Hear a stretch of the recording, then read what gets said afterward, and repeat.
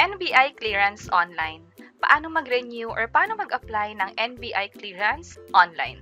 And before tayo mag-proceed, ito pa iba't ibang mga tutorial videos na meron kami. Kung interesado ka rito, click mo na ang subscribe button at notification bell para maging updated ka. So, gamit ko ngayon yung computer ko and nandito tayo sa website ng NBI. Yan ay clearance.nbi.gov.ph. Make sure na nasa tamang website kayo kapag mag-apply kayo ng NBI Clearance Online. So, right away, inasa ko ng data privacy content. Kailangan ko mag-agree dito para makapag-proceed. So, click ko yung I agree. So, dito, mahalaga na mabasa natin to, lalo na kung first time mo mag-a-apply ng NBI clearance.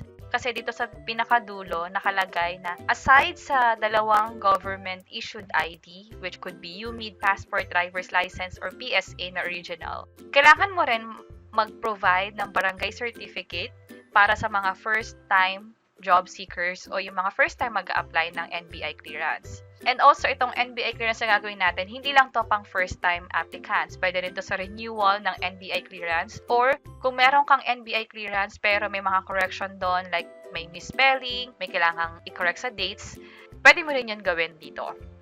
So, sa case ko, meron na kasi akong NBI clearance before. So, ang gagawin ko is mag-renew lang ako. Close ko muna to. Para sa iba na first-time mag-a-apply ng NBI clearance, i-click nyo tong first-time job seekers. And ito yung kailangan nyong malaman. Pwede nyong i-avail tong privilege na to once and for once copy of clearance only. So, isang beses lang to pwede i-avail. And kailangan mo nga mag-present ng barangay certificate kung saan ka nakatira, stating na doon ka talaga nakatira for the past 6 months. And ipapakita mong barangay certificate is kailangan within the 1 year from the date na na-issue yung barangay certificate na yon. So, click natin tong okay. Kapag first-time job seekers ka, ma-redirect ka sa firsttimejobseekers.nbi.gov.ph. So, kailangan mo lang kumpletuhin lahat ng information dito. And pag na-provide mo na yung sa gender, personal information, mother's maiden name, kailangan mo lang i-check tong read and accept terms and conditions, tsaka yung CAPTCHA, and then pwede ka na makapag-sign up. So, yun yung gagawin nyo kung sakaling first-time job seeker kayo. Kung renewal naman, katulad ko, balik tayo sa kanina. I agree ulit tayo. And close natin to. Kung meron na kayo account sa NBI before, pwede na kayong mag-sign in. Kung wala pa, pwede tayong mag-fill out na information dito. And also, may makapansin tayo dito na NBI Clearance Online Renewal. Kung meron tayong NBI Clearance na nag-expire, pwede natin siyang i-renew and get it delivered door-to-door. Applicable to sa mga October 16, 2016 onwards na mga NBI clearance. So, try natin. Click natin to. Click here. And then from here, ilagay nyo lang yung old NBI ID number na makikita nyo dun sa lumang NBI clearance ninyo, and then kompletuhin nyo the rest na information. And then pagka-click ng verify, dun nyo malalaman kung pwede kayo for this feature. Kung hindi naman, pwede tayong mag-proceed and balik tayo sa kanina para makapag-register kung wala pa kayong account or mag-sign in kung mayroon na kayong previous account. So, dito na tayo and magka-register na tayo. Kung meron na tayong NBI clearance na na-issue since 2014, pwede natin itong piliin, either yes or no. So, ito yung sa no. And kung meron naman, ito yung yes na option. Kompletuhin lang natin yung mga information na meron dito, kasama yung first name, last name, yung mobile number, yung birth date, and also yung old NBI ID number ninyo. And ito na information na na-recover dun sa NBI na nilagay ko. Kung sakaling sa end nyo is hindi ma-retrieve yung record, pwede nyo naman piliin yung no na option. And from here nga, kapag nakita nyo na yung data ninyo, pwede nyo na itong i-update. Make sure lang na updated yung information. And then from there, pwede na kayong makapag-proceed sa the rest ng process. And also, i-check nyo na rin kung may ma-receive ba kayong notification either sa cellphone ninyo or sa email address ninyo about sa ginagawa nyo pag-process online ng NBI clearance ninyo. And after ko makompleto ng lahat ng information, click ko na tong Save Information. And then, double check lang natin lahat ng information dito. So, sa applicant information tama naman, click ko na yung Submit. And profile successfully saved na. This time, pwede na tayo mag-apply ng clearance kapag na-update na natin yung information natin. So, click ko tong Apply. And then, type of ID, ito yung list of ID. Ang pipiliin ko is yung UMID. And then, lagay ko lang dito yung ID number na makikita dun sa UMID ID ko. And then, click ko yung I agree na button.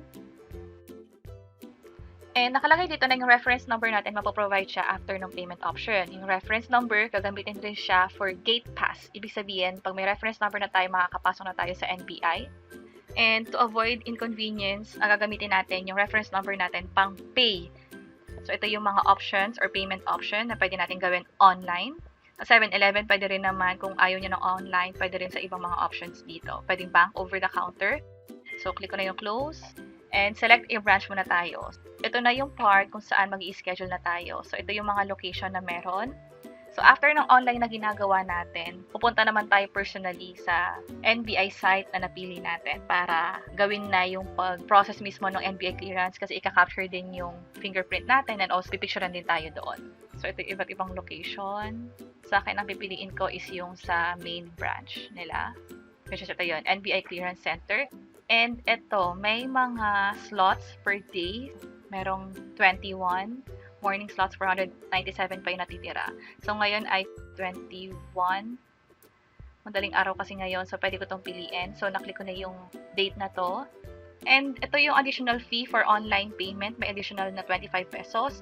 And yung appointment schedule nandito nga sa taas. And then, ito yung mga options sa baba. Piliin ko na yung GCash. And then, reference number will be generated na. Gagamitin natin yung GCash na mobile app. And then, pwede tayong mag-scan or i-enter yung reference number for payment. So, click ko na yung proceed. And ito ulit yung appointment schedule. Proceed to payment na tayo. So, ito na yung reference number na gagamitin natin for payment. Make sure na i-save ninyo ito. Picturean ninyo para ito rin ipapakita ninyo pagpunta nyo sa NBI mismo.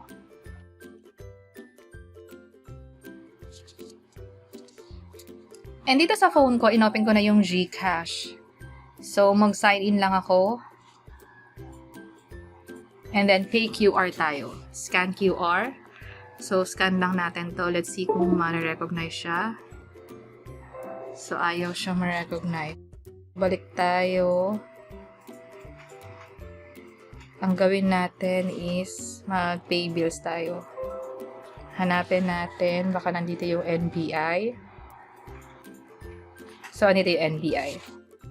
Hindi ako makapag-scan. Ang gagawin natin is i-enter na lang natin yung reference number.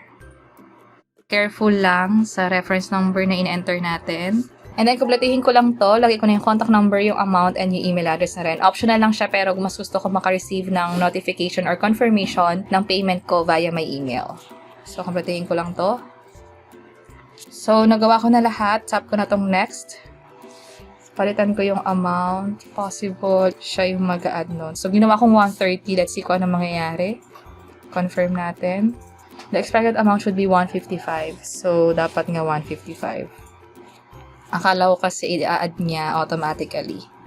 So, in-enter ko na yung 155 manually. And then, confirm natin. So, ito yung na-receive kong text. And mapapost daw siya within 24 hours. Balik tayo dito sa GCash. I-take ko lang yung screenshot nito.